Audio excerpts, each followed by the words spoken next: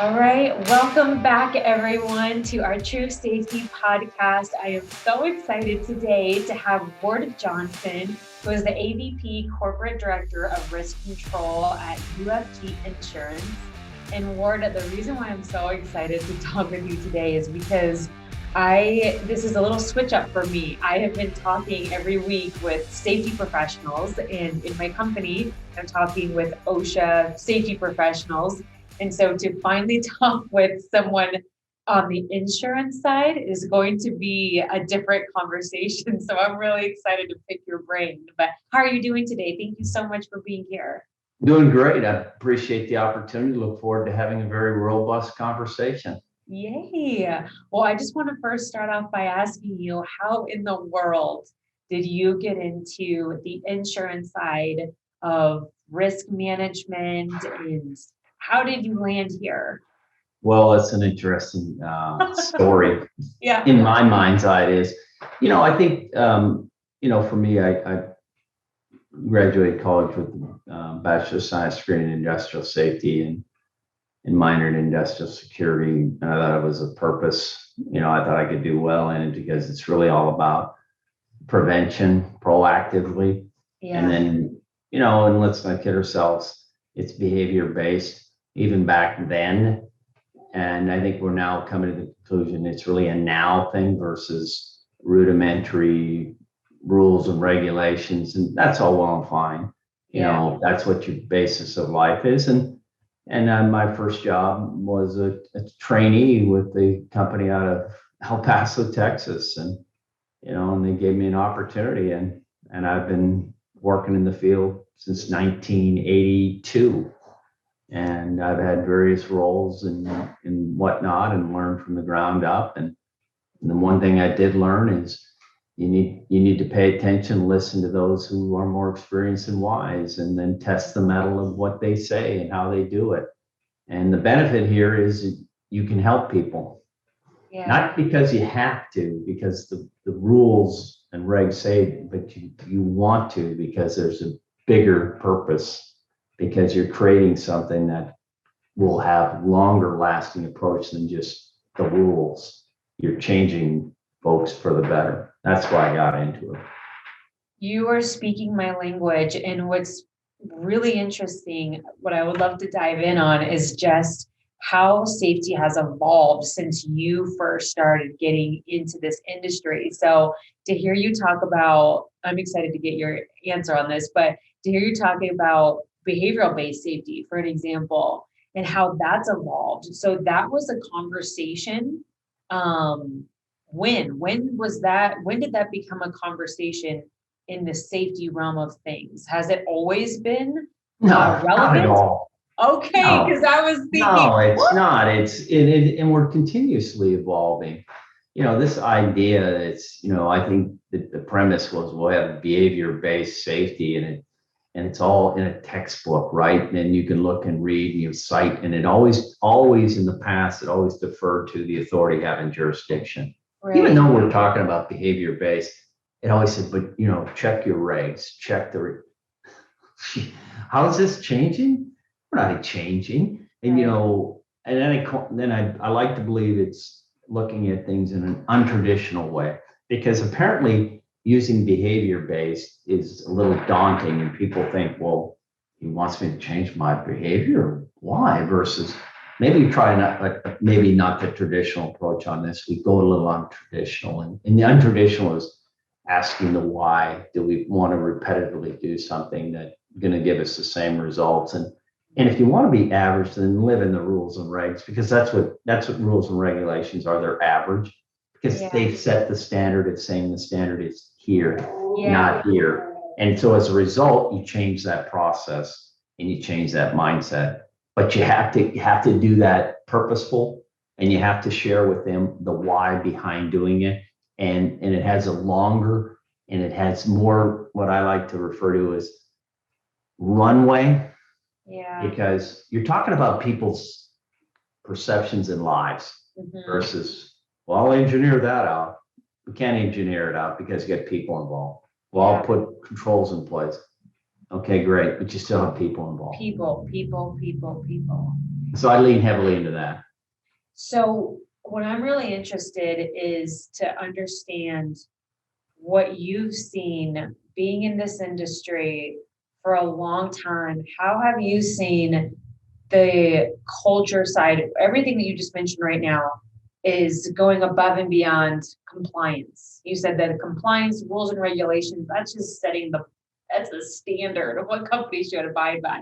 We should be of trying to just achieve an OSHA compliance. We should go beyond that. I completely agree with you. And so, how have you seen companies in various industries tackle that challenge of going beyond compliance? What did it look like then? What's it look like now from your eyes? Well, I'd simply say, what's the most comfortable thing to do? I can look and read and I can say, well, if I just did this, I've met the spirit of the compliance. Yeah. Then I'd say, okay, great. But is that really where we want to go? And then culturally asking the question and then discerning from that individual, can I sense they have a willingness and desire to improve?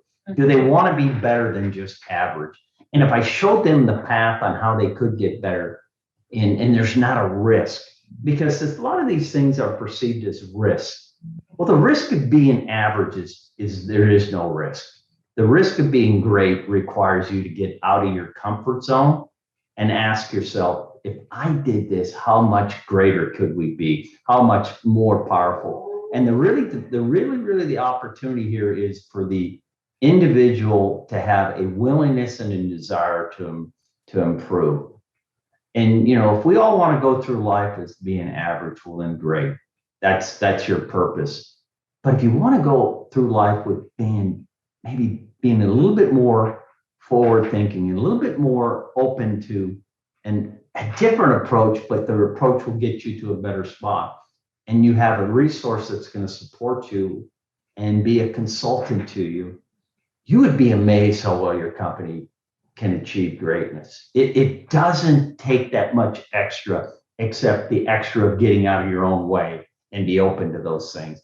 Philosophically, for me anyway, is acknowledging what I don't know and then allowing others to coach me up and say, if you tried it this way, you might be a little bit more successful. And if you allow people the opportunity to do that without being so stuck in your ways, you'd be amazed at the performance of your company. So when we talk to potential and existing policyholders, we gauge their willingness and desire to improve. And it's tangible, right? So they could say, I've had some losses in this space and I really don't know why I'm having. And you say, well, what have you learned? What do you mean? Well, what's the root cause analysis? So you go back to the basics, right? Because that's what they're comfortable on. And then what have you done? Well, I've trained them. What did you train them on? Well, train them that they shouldn't do that. Okay, what else have you done? Well, what else is there, Ward? Well, I don't know, because you've done that before and you're getting the same result. Maybe if we looked at it from a greater purpose in coaching, maybe we said there needs to be some personal accountability. Well, what do you mean personal accountability? Well, you own your results. And if you empower those individuals to say that they own their results, you're creating an environment where learning is more accepted and changing is more accepted. And sometimes you have to just say, hey, we've talked about this before, and we said that we're going to do it. Why are you wanting to fight this? Or why are you not wanting to lean into this? Mm-hmm. And they're like, well, I don't know. Well, is it the fear of failure or the fear of success? Mm-hmm. Which one is it? Because there's some fear here, and I use that idealistically. So I fear it's probably more apprehension. That's where I think we as safety professionals have to get our own way, get out of that traditional approach and be a little bit more consultative, a consultative approach on how you manage your business. Now, you can choose you don't want to do that, but I'm just telling you, there's a heck of a lot more success and more intrinsic value in doing this. And if you think I'm crazy, those that do, normally performance-wise, and dare I say, how they price the business is more leaning into those that are more progressive. And progressive, everyone has their own interpretation, but progressive means getting rid of what you've done in the past and being open to the untraditional approach we take. And what I think we do at my company is give them an opportunity, but you have to be there to support them. That's really the crux for us in making impactful decisions. And then acknowledging, hey, they don't want to do it. And it's okay, but it's probably not going to be a customer we're going to do business with. Absolutely. There's no value in it because you're going to get the same results you got before. There are so many golden nuggets of what you just dropped right there, because a few things I want to unpack that is one of the first things you said that struck me was there's not a lot of risk in staying average, but if you want to go to the next level as a company, then there's going to be some risk in accomplishing great things. And the way you're speaking about going to the next level as a company and how that has everything to do about safety and in the sense of accountability and systems and processes and culture, you're just speaking my language. So, oh my goodness. So, and I love what you said. You're in the space where you're first assessing the willingness from the owners, from the leadership team. Do they even want to go to the next level? Because I agree with you. Our ideal customer, it took me a long time to figure this out, this common sense thing out. But as a safety consulting company, I had to realize every customer is not a great customer. Our ideal customers are the ones that say, hey, Apolonia, we're already doing the OSHA basics. We want to go to the next level and achieve greatness. Not the company that says, oh my gosh, can you help us check the boxes because I effing hate safety and get this off of my plate. Those are not our ideal customers, because we battle exactly how you said. They're seeing the same results year after year and they don't want to do anything about it. So that's not the ideal customer. So this is exciting. I want to ask you, if you are working with a policyholder and you do sense that they are willing to get out of their comfort zone and go to the next level, what are some first steps? Let's say that we have some listeners, some safety professionals, some just leadership members at a company that they want to go to the next step. What are some first steps that you walk through with those customers? Some first baby steps to get out of the, I'm just doing the OSHA standard basics, I want to go to the next level. What are the first things? Well, if I could just, here's what I would say is, okay, so first, I think, with every true consultant, and I lean heavily into the consultant because reps are reps, right? They're loss control reps, and we purposely changed our name to risk control consultants because consultants really consult on the business. So you then make the correlation, okay, so we acknowledge that we want to get better. And then we ask, well, how does better look to you? And how does best in class look to you? Because I've got some ideas, but you see that if they're my ideas, then who owns them? If they're our ideas by us brainstorming, and I'd say simply let's acknowledge the fact that we want to get better and what does better look like. And we do a little reflective listening and summarizing that back and say, well, if I hear you correctly, this is what you want to achieve and how we're going to achieve this and what things do you already acknowledge and believe that we're going to have to do. Is it training in respect to a going forward plan? And training is daily. This idea that training is set up on a schedule, that's a bunch of hooey. Training, we get trained every day. It's whether we want to accept that training or not. And then as a leader, how are you modeling that? So you and I are in a meeting and I go, yeah, this is great stuff. And I walk out and this isn't so great. How am I living into that? And then who are my advocates that I'm using? Because we all have to have advocates in this. So if I say, well, one of my advocates or two of my advocates are in this, and I just want to forewarn you, they're a little persnickety on this. So we're going to have to do some more work in coaching them up. And I pivot to a lot of coaching because if it's coaching, it's not criticizing. And coaching means that you're getting people to a better spot by working on their techniques. And techniques are not just the hard skills from a technical base. They're also the skills relative to interpersonal communication. And how are you coaching them up to leverage that and expressing to them the passion that you have and the enthusiasm you have. Because I believe enthusiasm is contagious. And if you're enthusiastic about a process or a procedure, your people will lean into that. And you as a leader, you have to demonstrate that. And you have to be supportive. So first off, we got to be better listeners. And then you have to reflect play that back there. And you have to ask them, where do you see this? And how does success look like for you? And then we start building what that success model really should contain. And then there's components. And then you say, what are the milestones? What's the roadmap? And we use that a lot in our business. What are our milestones? What exit are we going to take to know that we need to get off in here and do this sort of behavior-based or training mechanism? And then when we get back on the highway, and what's the next mile marker? And what does that mile marker look? And then put a date to it. Because I think people work better results oriented if you give them attainable dates. And sometimes you might want to possibly stretch those where you need to, but also you might want to say, you might want to get in the accelerated lane here because we're going to move a little faster here. So let's be prepared for the oncoming express lane because it's 65 here, 85 here. So buckle up. And then you get the commitment of your team and their willingness. And you have to develop a trust. And we have a term we use on my team it's the promises it's trust, transparency, and teamwork.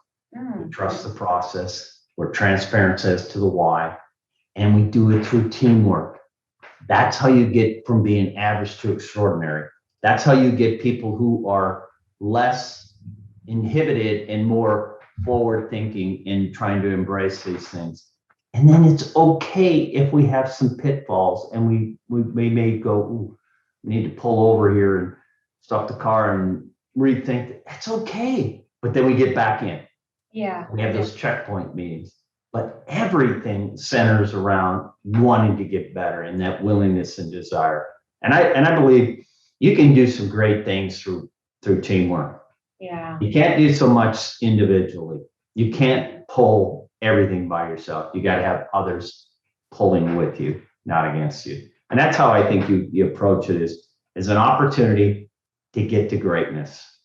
And we want to provide that through our support and actually the expertise that we bring from the other side of it, because they know their business, but we know what can get them to the greatness by our business and our expertise and our knowledge. And you don't have to personally know all those things. And you should probably acknowledge that, but you have people who do. Yeah. And we can bring other resources in here that can give you even more assistance. That's where you get when you buy into this whole, I want to get better than just average. But it requires commitment. And it may even require you to step back and go, ooh, yeah, this is a little bit more rocky than I thought, but that's okay. We all go through that. Yeah. And that's called learning and evolving. So that's how I'd approach it. I love that. I've never heard it worded and packaged like that, where some initial questions might be, what does greatness look like to you? What does world class look like to you? What does greatness look like in your eyes, in your perspective? And I wrote this down. This was really good.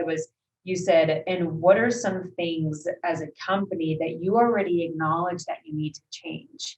Because you're right. If the whole safety plan is coming from you, how are you going to push that on a customer, a corporation? You're right. They need to have their equal buy-in and ideas and passions into that program to where they will drive it when you're gone, because you're not going to be there. And so they need to be the driving forces. And so that makes so much sense. And so working with, again, this is why I'm so excited about our conversation, because you work with all different sizes of companies, different industries. And so is there one, let's put it into practical terms for our safety listeners, or management that's listening today. Is there one program that you've seen? Maybe it's not called the same program, but is there one practice that your top policyholders your top achieving policyholders are practicing? Is there one thing that really sticks out amongst the cream of the crop to you? It might not be, the same near miss program or root cause analysis program, but is there something that the best are doing that you just see consistently? Well, I think it's coined, even you can go back and it's really about accountability programs. Wow. I mean, it's really all that. I mean, we can have anything associated with that and we can put it in a nice little binder, but at the end of the day, it's all about accountability, personal accountability and corporate accountability, right? And, if I own the accountability and I being I on my team, then you really start getting some traction and you start getting some momentum and you start moving us forward. But if there's no accountability, you've got no shot. So if they say, well, we'll just kind of figure this out and surfacely we'll say the accountability is with the safety manager. No, it's not. It's with the president of the company. And you model that through your actions. So I always tell my team, I'm accountable.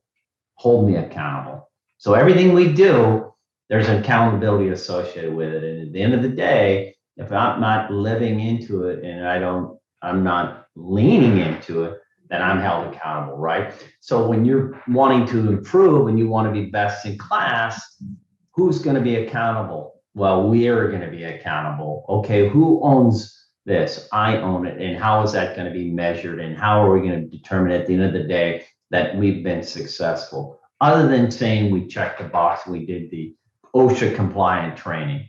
Yeah. Good for you. So at the end of the day, you've got that in your bailiwick, but your results are still your results and they're not very impressive.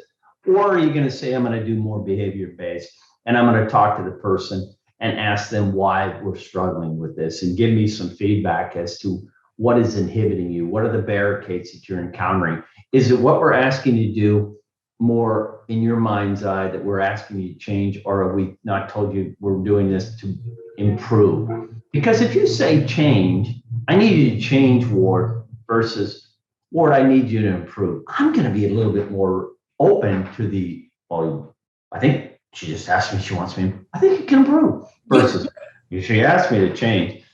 Really? Me change? Come on, I can't change, but I can improve. So That's different.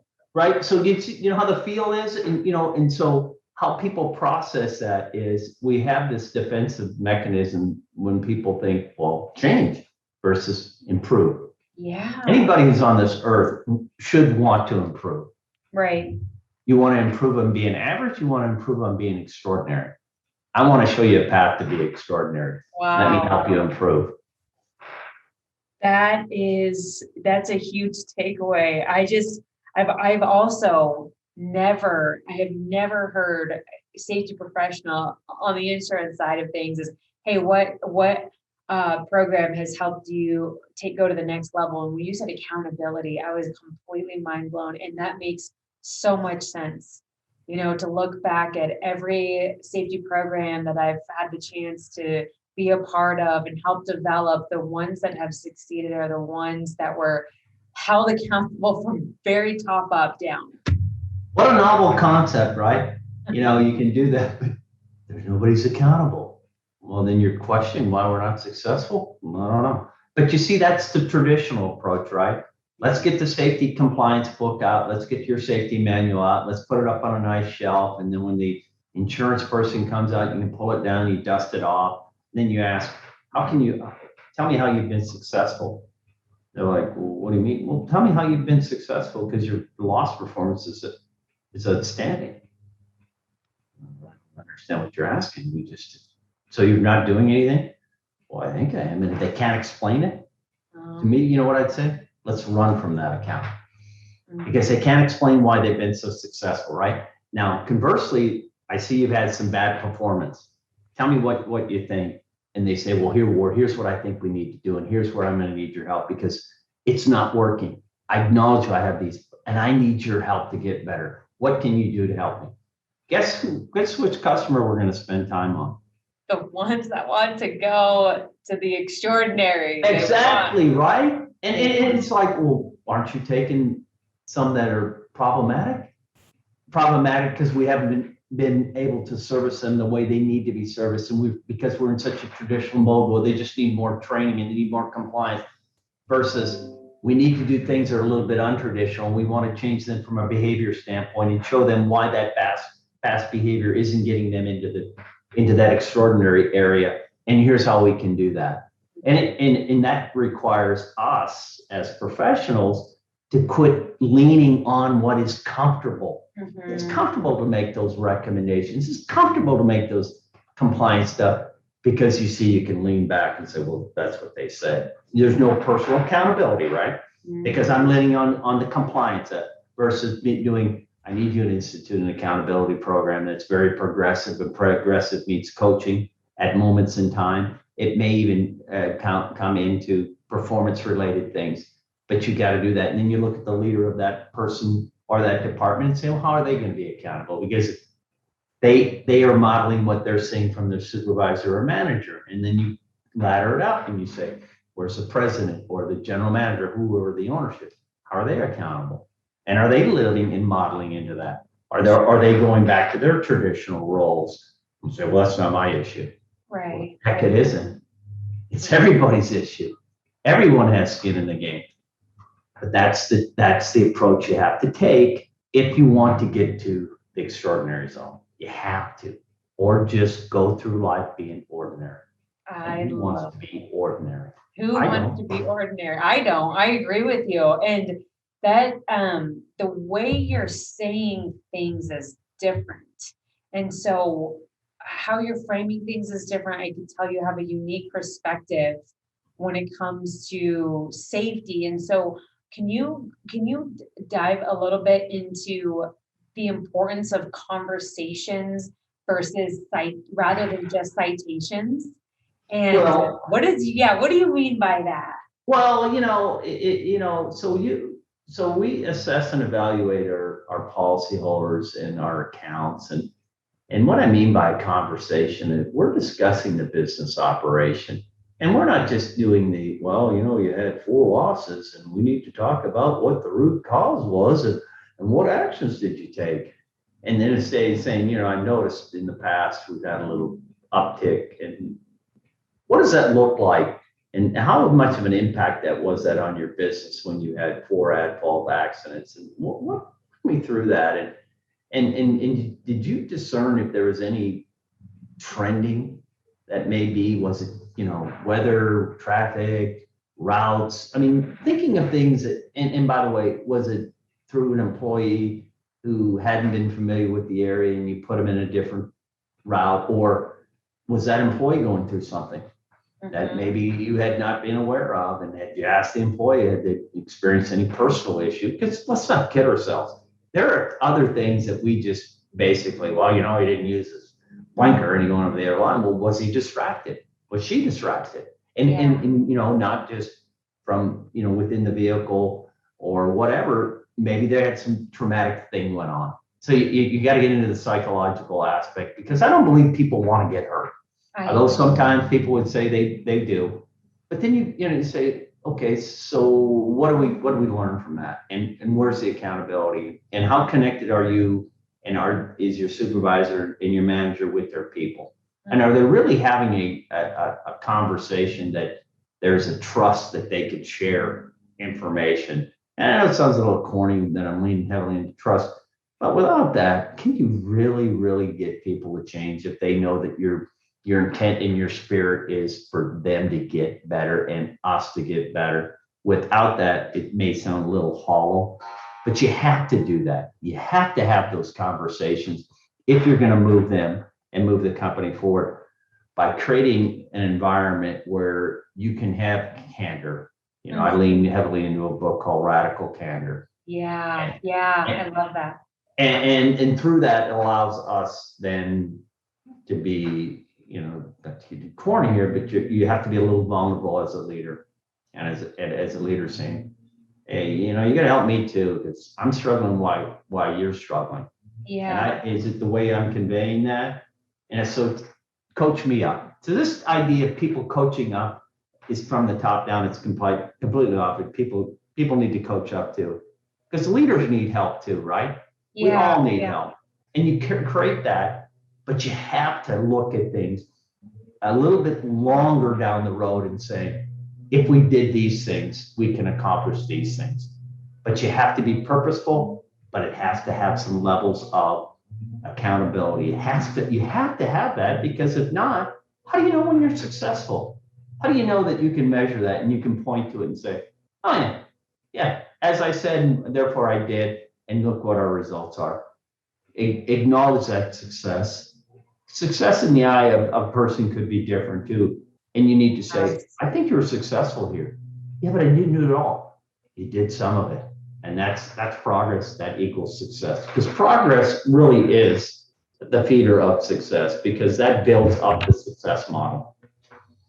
You know, I completely agree with you. And I think that going back to when you talked about trust, and I don't think that that is corny whatsoever. I think that where my mind went was, I don't know that you can have a real, authentic, safe environment without a trusting team. I do agree with you. If you said if the workers don't have a great communication stream with their management or the supervisors, and if they don't trust that that person has the best intentions for them, how would they ever feel comfortable enough to stop the job, or not even stop the job? It doesn't even have to go there, but to raise a hand and say, hey, I have a question here. I don't feel right about this. Those conversations, those opportunities to have deep conversations are completely missed if trust is taken out of the equation. And then the second thing you said that really stood out was coaching up.